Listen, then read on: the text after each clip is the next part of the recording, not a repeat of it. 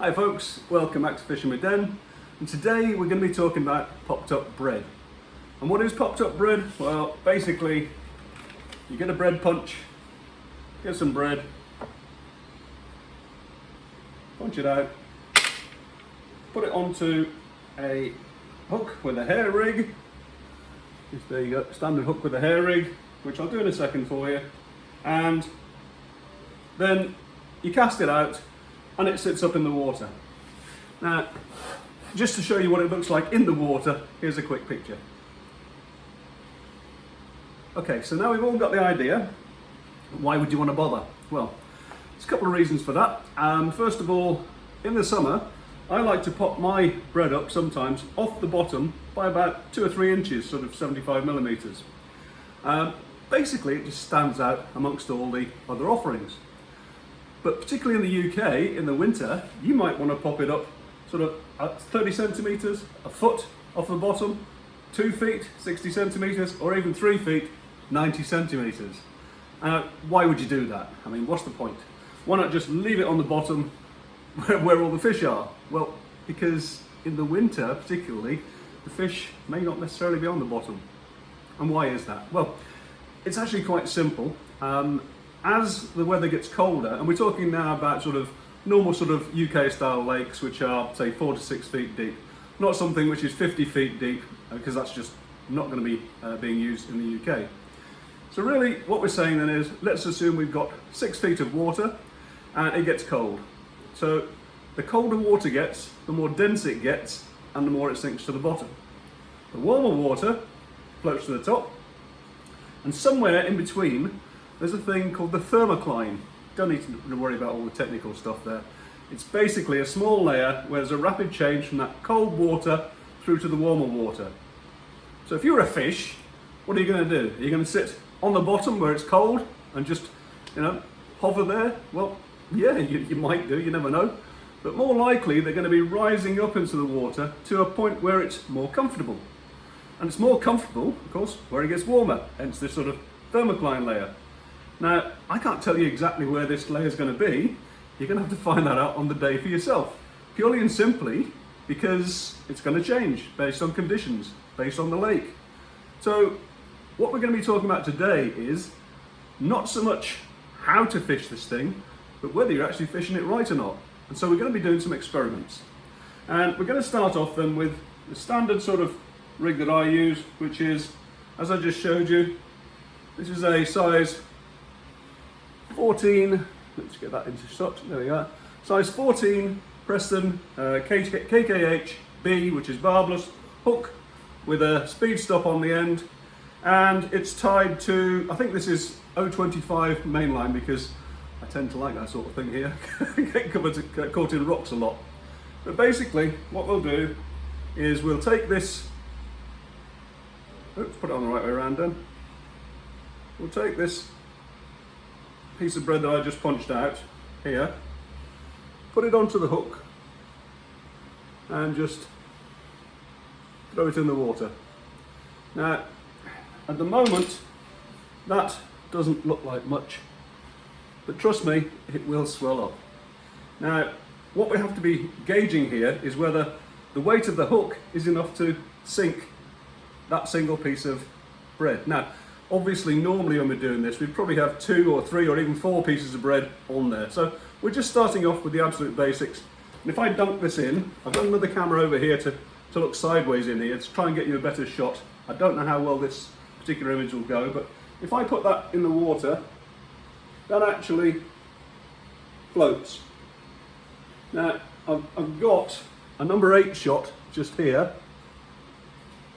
And the reason for that is, again, to make it easy for you, I've put that in, and you can see how the number 8 shot sits on the bottom, whoops, over a bit, sits on the bottom, and the bait is kind of popped up.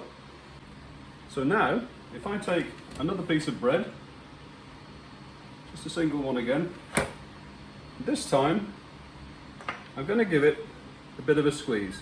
Nothing too desperate, but there we go, just enough to compress it.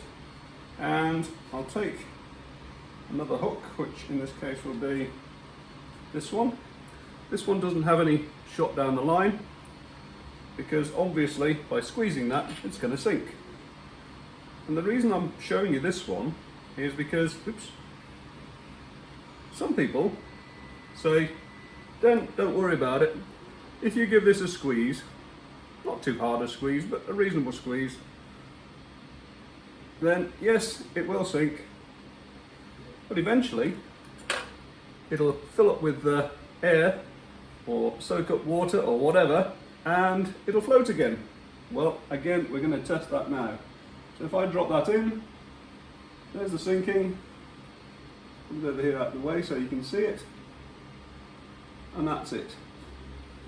Now, personally, in my experience, it doesn't rise.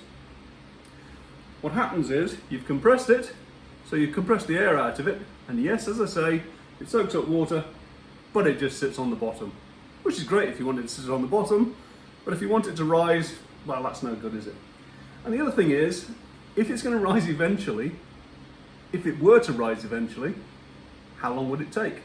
Because however long it takes to rise is wasted time that you could be catching fish. So we'll leave that in for half an hour and see what happens to that. So now let's try it with the full 3 discs of bread, and because obviously, if we can see that, obviously that's going to be more buoyant. I put 3 number 8s on the line just to pull everything down. So let's do that. 1, 2, 3, and if I just pop that out, we'll get that onto the hair rig.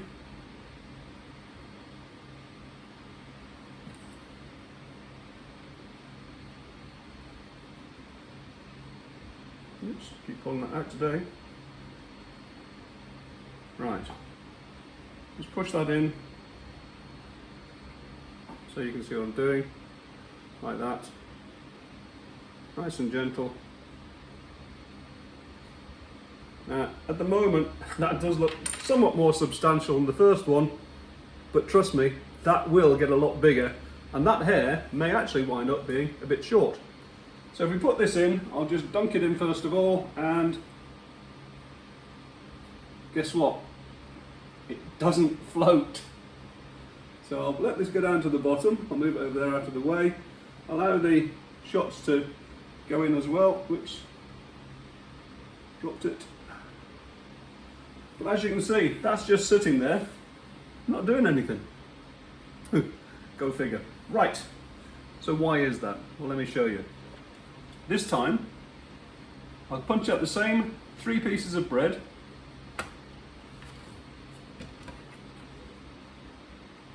Hopefully you can see what I'm doing.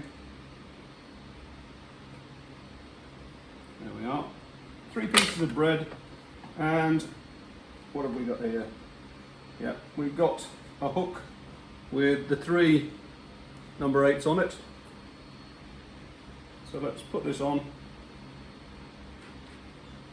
and see if we can make this float.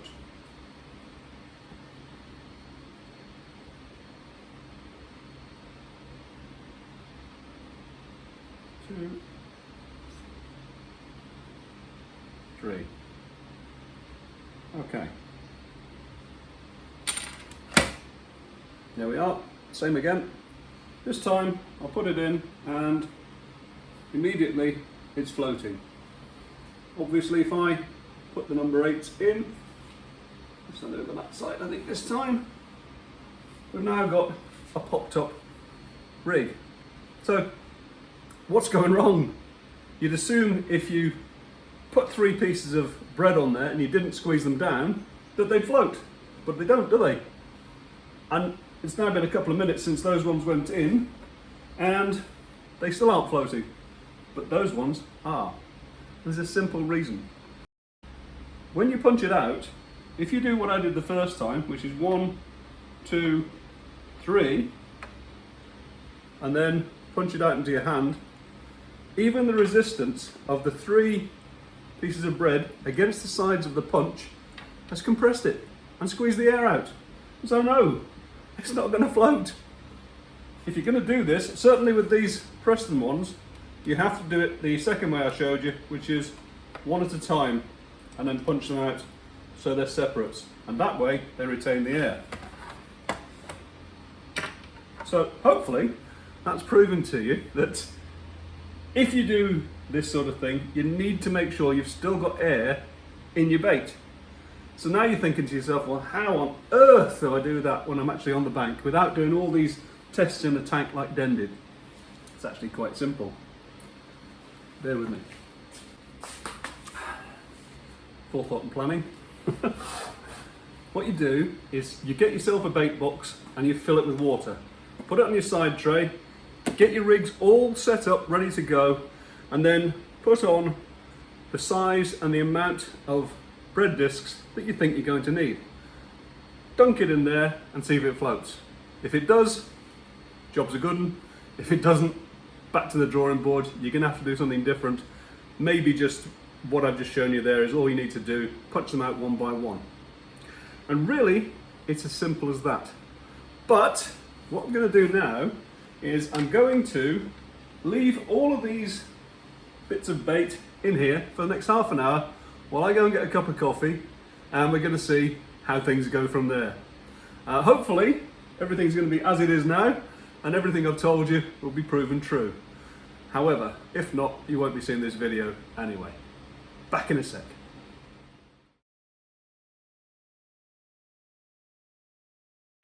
So here we are then, 30 minutes later, and as far as I can see, everything that was floating is still floating, everything which had sunk is still sinking, and everything has swollen up quite considerably. There may be an element on this one in here, the larger 3-disc one, which was sinking before. There may be an element where it has popped up just a little bit, but it hasn't actually popped up in the water. It's just popped up on the bottom just a little bit, but it's actually still connected to the bottom. So personally, I think I've got this right, and if I do it my way, I should make sure that my bait is popping up when I want it to pop up, and it's staying on the bottom when I want it to stay on the bottom. So feel free to follow my advice. Feel free, of course, to do your own experiments too. But as I say, hopefully that's given you a little bit of an insight as to what you may be doing wrong, and it may be costing you a lot of fish. So anyway, that's it for another one, folks. Hope you enjoyed it. As always, if you did, give us a like. If you want to subscribe, you can. If you want to donate, you can do that too. But until the next time, that's me done. See you then. Bye.